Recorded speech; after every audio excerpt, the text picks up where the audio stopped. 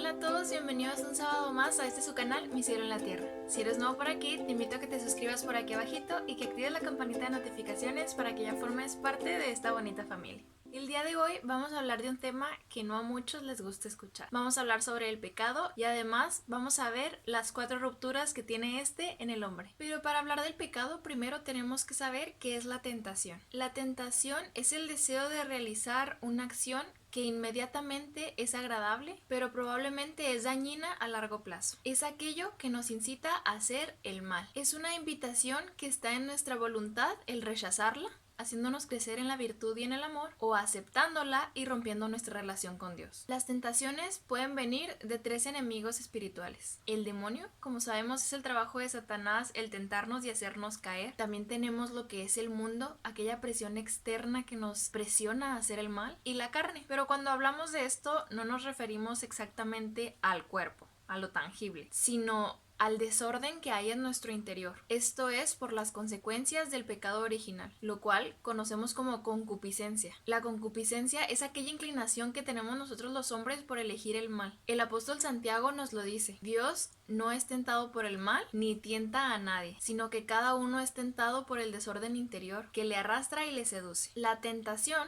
no es lo mismo que un pecado, pues como dije anteriormente, la tentación la podemos aceptar o rechazar, y cuando consentimos esa tentación, entonces se convierte en pecado. Y ahora sí, entramos en el tema. El pecado es una ofensa al amor de Dios. San Agustín lo define como amarse tanto a uno mismo hasta despreciar a Dios. La ley del Señor tiene como finalidad proteger tu corazón y tu humanidad. Es como cuando hay un niño pequeño jugando con un cuchillo. Aunque él parece divertirse, los papás saben que es peligroso y deciden decirle: no juegues con eso, y retirarse. El pecado tarde o temprano nos esclavizará, y más temprano que tarde. A veces podríamos creer que los mandamientos de Dios nos quitan libertad, pero en realidad hacen todo lo contrario. En el pecado existen gravedades. Tenemos, por ejemplo, lo que es el pecado venial, el cual rechaza un don menor de Dios. No produce en sí la muerte del alma, pero sí la enfermedad y el debilitamiento. No desvía al hombre totalmente de su fin. Si no se trabaja en los pecados veniales y no se trata de evitarlos, es muy probable que estos se vayan a convertir en un pecado mortal. El pecado mortal es una ofensa grave a Dios. Este sí causa la muerte del alma y sí desvía al hombre de su fin. Hay 3 condiciones para que se considere pecado mortal. 1, que sea materia grave. 2, que haya pleno conocimiento. Es decir,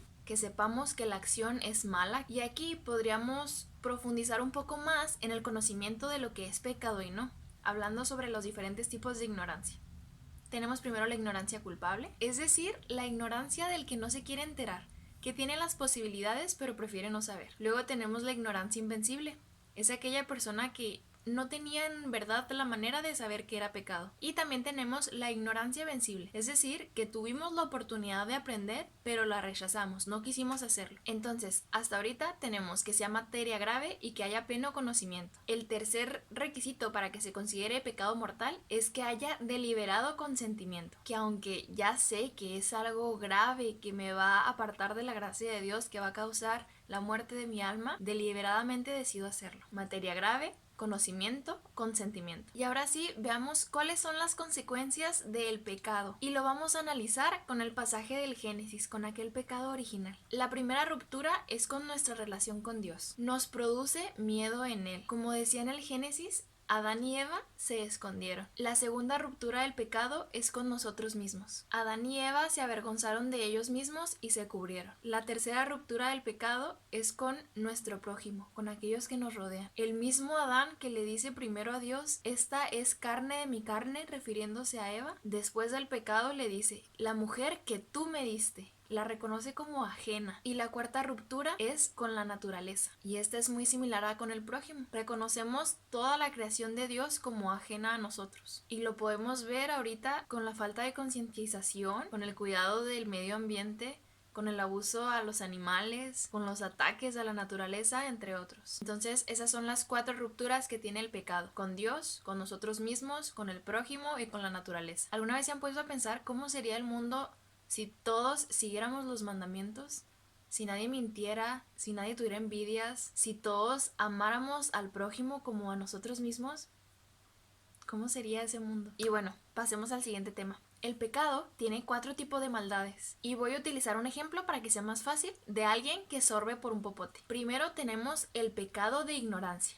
Es como cuando yo sorbo por el popote y alguien me dice, oye, me molesta que lo hagas. Entonces yo le digo, perdón, no sabía que te molestaba. Luego tenemos el pecado de debilidad. Cuando ya sabiendo que a esa persona le molesta que yo sorba por el popote, lo sigo haciendo. Pero eso pasa porque, no sé, tal vez la costumbre, la falta de práctica, mi debilidad, lo hago inconscientemente. Esto lo podemos mejorar con la oración, con la mortificación. Se podría comparar un poco con los pecados veniales. Luego tenemos el pecado de frivolidad, que aún sabiendo que a ti te molesta que yo sorba por mi popote, lo sigo haciendo porque me da igual lo que pienses, soy indiferente. Y por último, tenemos el pecado de maldad, que aún sabiendo que a ti te molesta, yo lo hago con ese fin, con el fin de lastimar, ofender o molestarte, lo hago con propósito, lo hago para hacerte enojar. Pero bueno, todos hemos pecado, todos somos pecadores, pero ahí no se queda la cosa, también todos hemos sido redimidos. Para salir del pecado lo que tenemos que hacer es acudir a la confesión, practicar la oración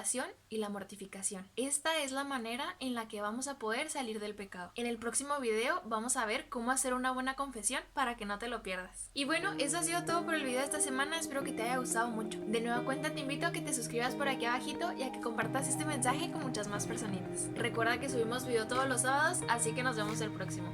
Bye bye.